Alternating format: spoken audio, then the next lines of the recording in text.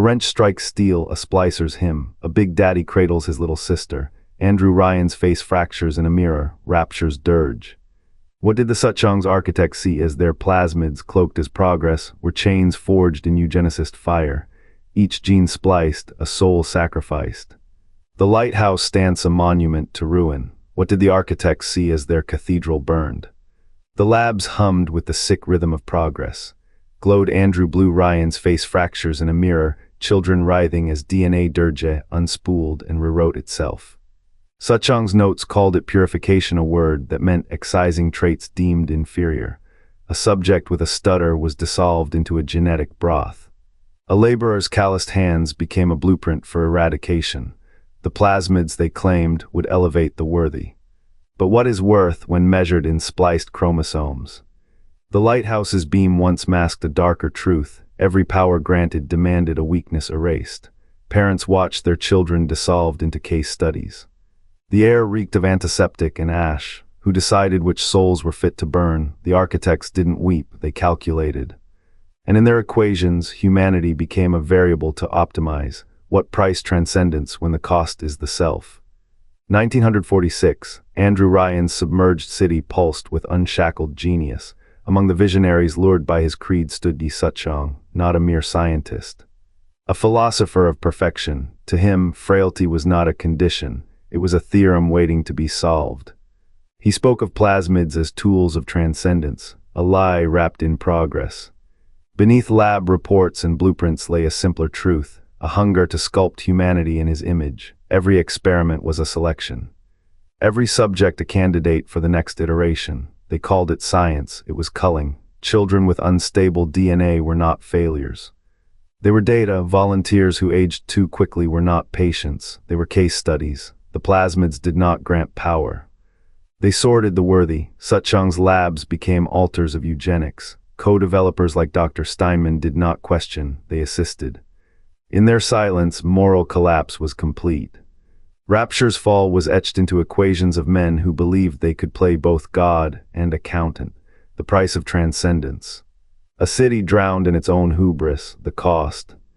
Every soul that became fuel for a dream that could not bear its own conscience.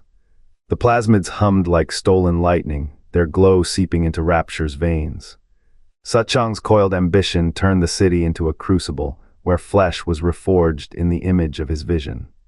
No longer mere tools, plasmids became the alchemy of power, a currency that bought souls as readily as it bought progress. The air thickened with the tang of salt and blood as his experiments wove through every corridor, every breath.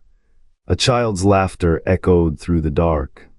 Not the innocent trill of youth, but the hollow chime of a little sister, her form a grotesque bloom of potential and violation. Suchong's masterpiece, the Big Daddy. A fatherhood of iron and rage, these hulking guardians were stitched from the same fabric as the men who sired them, their bodies a monument to industrial paternity horror. They cradled the little sisters not with love, but with the cold precision of harvesters, their duty. To extract the genetic gold from children, whose livers pulsed with the dreams of 1,000 unburied. The process was a sacrament of suffering. Each little sister, a vessel for perfection, was drained until her body withered into a husk, sacrament repeated in cycles of rebirth. The big daddies, their faces frozen in eternal snarls, wept black ichor as they performed their ritual, their own DNA unraveling with every act of care. Suchong called it evolution, the city called it industry. Sensory details seeped into the madness, the wet clank of diving suits, the high whine of sonic plasmids, the stench of antiseptic and decay in the hall of the damned. Here the unfit were not discarded, they were asterisk reclaimed asterisk. Their bones became scaffolding for the elite. Their minds were erased to fuel the next iteration of Suchong's master race. The plasmids, once a promise of transcendence, became chains. Each power a ledger entry, each ability a debt paid in flesh. What did Suchong see when he gazed upon his creation? A utopia, perhaps, or a mirror? The big daddies, with their paternal fury, were his avatars, protectors of a world where only the worthy survived. Yet the worth was his to define, the worthiness a fiction written in blood. The little sisters with their glassy stares were both his disciples and his victims. Their laughter, a requiem for the humanity had buried. The moral rot was not in the failure, but in the design. Suchong's eugenics wore the mask of innovation, its horror cloaked in the language of progress. Every plasmid was a pact, every harvest a sacrament. Rapture did not fall because it was too ambitious, it fell because its ambition was a lie, a cathedral built on the skeletons of the unfit. The genius was real, the catastrophe, that was the price. The choice was made in a lab lit by cold blue light. Suchong did not seek power, he sought perfection. A city beneath the waves, Rapture, became his canvas and the brush was blood. Plasmids did not grant abilities, they imposed a verdict. Flesh rewired, DNA scorched, every gift was a sentence. Asterisk, you are broken, you will be fixed. Asterisk, his vision was a world without weakness. But weakness is the price of humanity. Suchong's experiments did not healthy erased. Weakness was not a flaw to correct, but a stain to scrub from the genome. Rapture's spires rose on a foundation of sacrifices. Children born with gills, men who bled electricity, each one a test, each one a step closer to his utopia of the asterisk-worthy asterisk. What is evolution but a god's scalpel? Suchong wielded it like a priest executing heretics. The plasmids were not tools. They were a creed, a war cry against the randomness of birth, yet perfection has no end. The more he carved, the more he found to cut. The scientists who praised him saw miracles. They did not hear the screams beneath the data. Rapture's fall was not sudden, it was inevitable. A city built on exclusion could not breathe when its air ran thin. The strong did not save it. The strong asterisk doomed asterisk it. Did Suchong foresee the void his perfection would create? Or did he, in his final hours, realize the cost of a world where mercy has no place? The sea remembers. It swallows all things, but some choices echo longer than others, and Rapture's choice, it echoes still. The sea remembers drowned ideals. Suchong's labs hummed with a different current, flesh rewired, souls culled for perfection. Plasmids glowed like stolen stars, but their light burned only for the worthy. Subjects bled progress, their agony a silent hymn to Darwin's God, a eugenicist's scalpel wrapped in salvation's shroud. How many died to breed the fit? The machines still whisper, they always have. The streets once thrummed with ambition, now echo with the wails of the broken. Splicers, their bodies rent by unstable plasmids, stagger through the ruins. Flesh peels like parchment. Eyes burn with fractured light. Each step a dirge. What did Suchong's salvation demand? 1,000 lives distilled into genetic ash. Families torn apart by the very science meant to transcend them. Children mutated before their first breath. The air reeks of ozone and rot, plasmid fumes clinging to the dying. By 1958, Rapture's veins bled chaos. Atlas and Fontaine, once pawns, now wielded the splicers like scythes. The Civil War was no accident. It was the logical endpoint of a system that saw humans as variables, entire districts swallowed by the madness. Humans as parents gnawed by their own variable as offspring. The district cities swallowed by the bonus steel, concrete, dream crumbled under the weight of Suchong's progress. No eugenicist's dream is clean. Rapture's architects spoke of transcendence, yet their hands were buried in the mud of Darwin's God. The plasmids did not elevate, they unmade. Every power a price, every leap a chasm. The machines still whisper, but now they weep, they whisper of the cost. Of the bodies stacked in the shadow of Suchong's altar, of a godless utopia that became a graveyard. The splicers' howls are the city's final hymn, a requiem for the ones who dared to play God, and for the ones who paid the toll. The city's bones became a crucible. Suchong's vision was no accident, it was a calculus of perfection. Plasmids, once tools of progress, became instruments of culling. The weak were not merely discarded, they were weaponized. A child's laughter echoes through flooded corridors, not innocent, not free. The little sisters, harvested for their atom, were both prize and pawn. Their bond with Big Daddies was not affection, it was ownership, a chain forged in genetic hubris. The Big Daddies themselves were machines draped in paternal guise. Their rage was not organic, it was programmed, a safeguard for Suchong's new order. Splicers, already broken, were bound to this cycle, to die for a future they would never see. What did Suchong seek? A master race, a purified lineage. His experiments were not failures, they were selections. The plasmids amplified the strong, devoured the weak. Rapture streets became a laboratory. its citizens, variables, no single mind bore this guilt. Scientists, engineers, ideologues all wove the net. They called it evolution, it was but a mask for annihilation. The city's final breath was a testament to their arrogance. Awe then for the scale, awe for the silence where dreams drowned. The big daddies still patrol, the sisters still sing. But what do their hymns conceal? A eugenicist's epitaph, or the dirge of a species that dared to edit its own soul?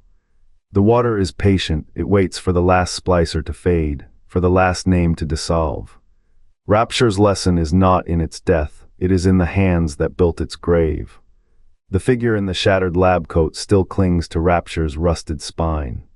His hands, once steady with purpose, now lie splayed in a pool of his own making. Blood blooms across the floor, tile-scold, final, a stark contrast to the fevered visions that drove him. Suchong's death was no accident. The big daddy he forged, its atom-fueled rage honed by the little sister's stolen light, turned not on a rival. It turned on its maker. The little sister's scream, the last sound he heard, was not a cry of pain. It was a judgment. Plasmids, they called them wonder, power, salvation. But beneath Suchong's calculations lurked a quieter truth. Each vial was a sieve, filtering humanity through the lie of progress. The little sisters were not resources. They were test subjects, their DNA a canvas for his God complex. Their screams, their silence, their stolen childhood's each a brushstroke in his eugenicist masterpiece. Now, the labs echo with emptiness. Glass shards glint like broken teeth, the air reeks of metallic tang and failed ambition. Suchong's journals, half-burned, whisper of purity through control. But control is a fragile thing. The big daddy's metal fingers, once his tool, became his executioner. Rapture's ruins do not weep. They remember, and in their memory, Suchong's name is not a legacy, it is a warning. One that asks, what architect deserves a monument when their blueprints are built on bones? He stood at the crossroads of progress and purge. Suchong's plasmids were not tools, they were a sieve. A means to filter the worthy from the broken. Like Ryan, he carved a city from hubris. Like Fontaine, he bartered with the damned. His labs did not heal, they sorted. The gifted glowed, the rest became fuel. A eugenicist's alchemy turned suffering into superiority. What did he build? A pyramid of potential. Its foundation, corpses, children were not born. They were tested, failed ones vanished, their genes erased, their pain optimized. The moral collapse was not sudden. It was the quiet hum of a philosophy that saw humanity as a spreadsheet, rows of data, columns of value. Suchong's genius was his delusion. He believed he could refine the human race. Instead, he refined its terror. Rapture's fall was written in its birth. A city that worshipped control could not tolerate chaos, but it also could not tolerate weakness. Suchong's dream was a mirror. It showed the founders' own sins. Their plasmids were not accidents of science. They were eugenics in a test tube. Every atom harvest a silent execution. Every power a trophy from the grave, the final irony. His vision nearly survived. The little sisters, living proof, not of hope, but of selection. A future sculpted from the dead. Suchong was no villain. He was the logical end point. A man who took the founders' creed and let it burn. What architect deserves a monument when their blueprints are built on bones? Ah, Mr. Bubbles, no, ye Suchong's final cry as his own creation turned on him. The plasmids, Rapture's so-called miracles, were not neutral tools. They were a eugenicist's scalpel, a weapon to cull the unfit under the guise of progress. He did not work alone. His labors intertwined with Ryan's dogma, Fontaine's greed, each a thread in the same noose. Subjects did not evolve, they ruptured. Flesh became furnace. Those who survived were not elevated, they were unmade. Mr. Bubbles, that twisted abomination, was no accident. It was the shape of his ambition made flesh, a creature that devoured its maker. The moral collapse was never hidden. It was written in every syringe, every failed experiment left to rot. His creed was not science, it was selection. And when the plasmids turned on him, it was not fate's joke, it was the final verdict. The architect's hands, stained not with ink but with the viscera of his own delusions. Rapture's bones do not whisper of progress. They scream, and in that scream Suchong's name drowns in the echo. What if Rapture's scientific marvels were calculated atrocities? Beneath the city's ruins, Suchong's experiments masked a grim agenda.